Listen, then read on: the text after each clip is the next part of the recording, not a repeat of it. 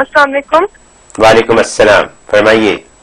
جی میں نے کچھ عرصے پہلے بزنس میں کچھ پیسے انویسٹ کیے. اس کا شروع میں اتنا اچھا فیڈ بیک آیا، اتنی اچھی اس میں اتنا سکسیس ملی کہ میں نے اس میں زیادہ بڑا اماؤنٹ انویسٹ کر دیا. اس کے بعد پھر وہ بالکل سلو ہو گیا. تو اب وہ میں بہت پریشان ہوں. اس میں میرے پیسے بھی اسٹک ہیں اور مجھے مینٹلی بھی بہت اسٹریس ہے. وہ سامان بھی نہیں سیل ہو رہا جو اس میں انویسٹمنٹ کی تھی. تو اس کے لیے پلیز حضرت سے ریکویسٹ ہے کہ دعا بتا دیجیے، کہ کچھ پڑھنے کے لیے بتا دیجیے. جی اوکے، شکریہ. ہاں ایسا لگتا ہے کہ نظر لگ گئی ہے، یا تو یہ کہ جب شروع میں اچھی سکسیس ملی اور آپ نے ہر ایک کو کہہ دیا ہوگا اور خوش ہو کے بتا دیا تو لگتا ہے نظر لگ گئی ہے. تو اس لیے نظر سے بچنے کے لیے آپ نوٹ کر لیں سورۃ قلم کی آخری 2 آیتیں یہ آپ نے صبح شام 7 دفعہ پڑھنی ہے.